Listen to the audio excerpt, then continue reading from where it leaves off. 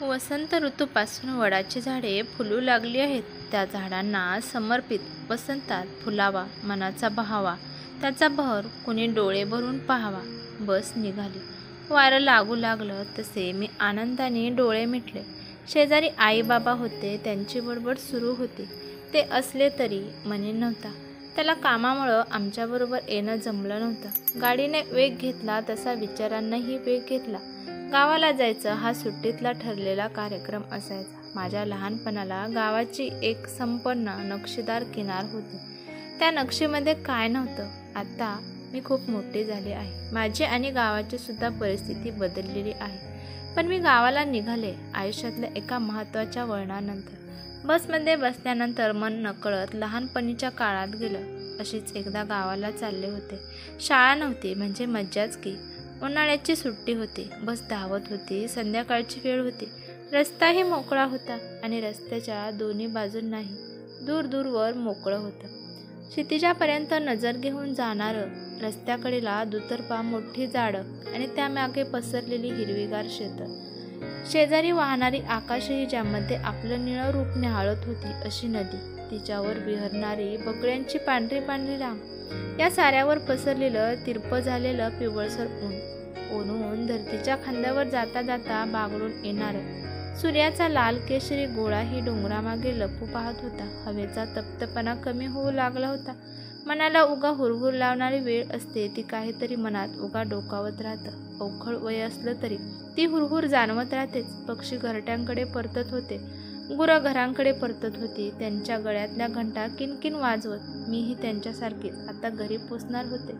आत्ता गाव जवळ आलं होतं. माझे केस वाऱ्यावर भुरभुर उडत होते आणि त्या वाऱ्यावर स्वार होऊन माझं मन कधीच गावात पोचलं होतं. गावातल्या मोकळ्या हवेची आणि वातावरणाची काय मजा असते. ते शेतात हुंदडणं, त्या विहिरीतल्या उड्या, आंबे, करवंद आणि अंगणातल्या जागलेल्या रात्री. गोष्टी ऐकत ऐकत झोपी जायचं. अर्ध्या रात्री अर्धीच गोष्ट ऐकून किती धमाल. पण एवढंच नाही. गावाला आजी असते. माझी आजी, प्रेमळ आजी. कुणाला आवडत नाही. माझं नाव खरं तर माधवी आहे. पण अजूनही ती मला कुकुला बाळ समजून गुड्डीच म्हणते. मला ते नाव आवडत नाही. पण आजीच्या तोंडून ऐकताना तेही गोड वाटतं. माझी आजी आहेच तेवढी गोड. मुरलेल्या मधासारखी गोरी पान, हसणाऱ्या चेहऱ्याची ठसठसीत लाल भडक कुंकू लावणारी, केसात चाफा मारणारी, खणाची चोळी घालणारी आणि त्यामध्ये शोभून दिसणारी. आजीचा माझ्यावर खूप जीव आहे. मी भेटले की आजी माझे गालगुच्चे घेते आणि एकदा तर म्हणते की गुड्डीना थेट माझ्यावरच गेली. गावाला आमचं मोठं शेत आहे. तिथं आजी आजोबा दोघंच राहतात. पण मला शहरात राहावं लागतं असल्यानं मला त्यांच्याजवळ राहता येत नाही. स्टँडपासून घरी चालत जावं लागतं. आम्ही घरी पोचलो. आजीनं आमच्यावरून भाकर तुकडा ओवाळून टाकला. मला वाटतं मी आता मोठी झाली आहे आणि तिला वाटतं मी अजून छोटीच आहे. तिला तसं वाटणं हेही मला आवडतं. तिने मला जवळ घेतलं तेव्हा तिने केसात माळलेल्या चाफ्याचा परिचित वास आला आणि माझी धम्माल सुरू झाली. आमचं गाव तसं छोटंसंच आहे. गावात मारुतीचं एक फार फार जुनं देऊळ आहे. त्याचं नाव म्हसोबा. त्याच्यावरून गावाचं नाव पडलंय म्हसोबावाडी. दुसऱ्या दिवशी शनिवार होता. आजी मला देवळात घेऊन गेली. देऊळ पण काय भारी. काळ्या दगडात बांधलेलं. देवळाच्या पलीकडे एक बांधीव तलाव. खाली उतरायला पायऱ्या. त्या पायऱ्यांच्या जवळच बकुळीचं एक डेरेदार झाड. हे झाड म्हणजे त्या देवळाचा जणू काही आडदांड रक्षकच. बकुळ फूल वेचताना, त्याचा वास घेताना मला नेहमी वाटायचं की हे झाड त्या देवळाच्या सुरुवातीच्या काळापासूनच म्हसोबालाच माहीत. दर्शन झालं 2 वेळा. प्रसाद खाऊन झाला. खोबऱ्याचा मोठा तुकडा तोंडात कोंबून मी निघाले तलावाकडं. नेहमीप्रमाणे आजी माझ्या मागं ती बसली बकुळी झाडाखाली. मी धडाधडा पायऱ्या उतरून पाण्याजवळ गेले तशी काठावरच्या चिखलातून एका बेडकाने पाण्यात लॉंग जंप मारले. मी दचकले. मग डोळे ताणून वाकून पाहिलं तेव्हा पाण्यातले चंदेरी मासे दिसले. सळसळणारे, एकमेकांच्या अंगावर झंबड करणारे. पलीकडं पाण्याबाहेर तोंड काढलेलं एक छोटंसं कासव दिसलं. हे असं पाहणं दरवेळेचं. मग मी परत वर आले. आजीला म्हणाले, आजी हे झाड मला आवडतं. तुझ्यासारखंच आहे. ऐसपेस जुनं सावली देणारं, वातावरण सुगंधित करणारं. त्यावर आजी खुदकन हसली. तिचे प्रेमळ डोळे चमकले. रात्री अंगणात गप्पा रंगल्या त्यावेळी आजी म्हणाली, अहो ऐकलत का?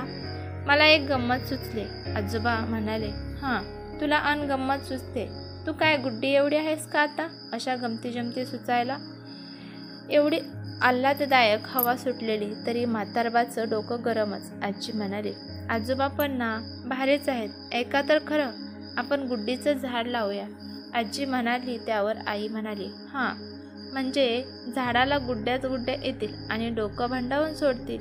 एक आहे तीच पुरी आहे. अहो ऐका तरी. आपण ऐका ना, एक खास झाड लावू तिच्या हातानं, तिचं झाड. आजी म्हणाली, माझं झाड? वाव, मला खूप मज्जा वाटली ते ऐकून. जी झाडं आहेत ना तीच तुला बघायला होत नाहीत. मला ही शेतीच्या कामामुळे वेळ होत नाही. आणि गुड्डी ती इथं कायम राहणार आहे का तिच्या या झाडाचं बघण्यासाठी? आजोबा म्हणाले. आजोबांना आजीला नेहमी आडवंच लावत असतात, पण तसं त्यांचंही खरं आहे. गावाला दोघंच राहतात.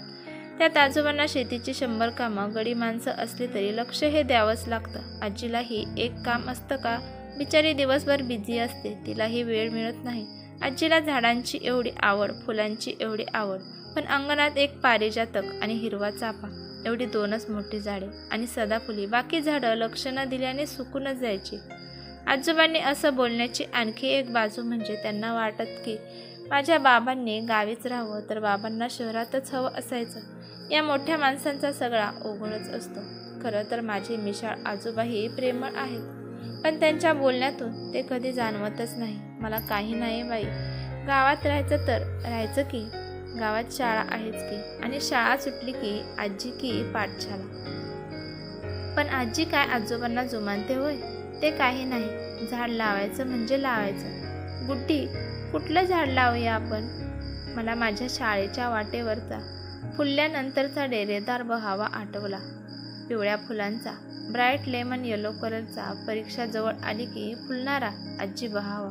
मी म्हणाले, मस्त गुड्डे, आपण वडाचं झाड लावूया. स्वयंपाकघरातून मला दिसेलसा लावूया. आपल्या गावात कुठेच वड नाहीच बघ. वडाचं रोप गावात कुठलं मिळालंय? पण आजीनं ती व्यवस्था केली. मग माझ्या हातानं ते रोप लावण्याचा प्रयत्न झाला. आजी मिश्किल. आजोबांना म्हणते कशी, जमाना बदललाय म्हणून बरं. डझनभर नातवंड असतील तर डझनभर झाडी झाली असती. रात्री झोपताना माझ्या मनात वड, स्वप्नात पहावा तिकडे वड. सकाळी उठल्याबरोबर मी अंगणात गेले. झाड मोठं झालंय का ते पाहायला. खुळी मी. झाड एका दिवसात कुठलं वाढतंय? पण माझं मन. आजी होतीच मागं. कोवळ्या उन्हात शीतल वाऱ्यात प्राजक्ताची फुलं वेचत ती जवळ आली तसा त्या फुलांचा मंदसा सुवास आला. अहो गुड्डाबाई, झाड तसं लगेच वाढत असतं का हो? तुम्ही पण ना, तसं असतं तर तुम्हीही पटापट मोठ्या झाल्या नसतात का? अगं वेळ लागेल याला बहरायला, 4-5 वर्ष लागतात. पण एक आहे, छान फुललेलं हो वड. तुझ्यासारखा गंमत म्हणजे तू जेव्हा जेव्हा सुट्टीत येशील ना तेव्हा तेव्हा तो बहरलेलाच असेल. सुट्टीत तो येणार म्हटल्यावर माझं मन बहरतं ना तसं. त्याच कालावधीत म्हणजे वसंत ऋतूत फुलू लागतो तो. उन्हाळाभर त्याला उन्हाळाही सुट्टी नसते काही. तुझ्यासारखी. मी हसतच सुटले. मग म्हणाले, ओके, पण तरी कधी फुलणार ते मी कसं सांगू? आजी म्हणाली, सुट्टी संपली. आम्ही पुन्हा शहरात आलो. पण शाळेत जाता येता वडाचं ते ठराविक झाड दिसलं की मला तो गावाकडचा वड आठवायचा. अजून फुलायचा. खूपच अवकाश असणारा. पुढच्या उन्हाळ्यात आपण कधी एकदा गावी जातोय असं मला होऊन गेलं. सुट्टी पडली की आम्ही गावाला गेलो. मी गेल्या गेल्या त्या झाडाकडं पळाले. झाड मोठं झालं होतं, पण त्याचा तो तेजस्वी पिवळा रंग नावालाही नव्हता. अशी 4-5 वर्ष गेली. एकदा आजी कधी नव्हे ती यात्रेला गेली होती, म्हणजे आजोबांनी तिला जाऊ दिलं हेच विशेष. पण ती तिकडंच देवाघरी गेली. मी एव्हा ना तशी मोठी झाले होते, पण आजी गेल्यावर मला आणखीनच मोठं झाल्यासारखं वाटलं. गाडी थांबली तसे विचार थांबले. बाबा चहा पिण्यासाठी खाली उतरले. मग आई आणि मीही उतरले.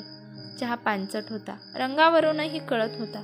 आजीच्या हातचा चहा आठवला, मस्त घट्ट घरच्या दुधाचा. मनात आलं आजीची आठवण. कशा कशात भरून राहिले. मनीला मेसेज पाठवला. त्याला माझी काळजी लागून राहिली असणार होती.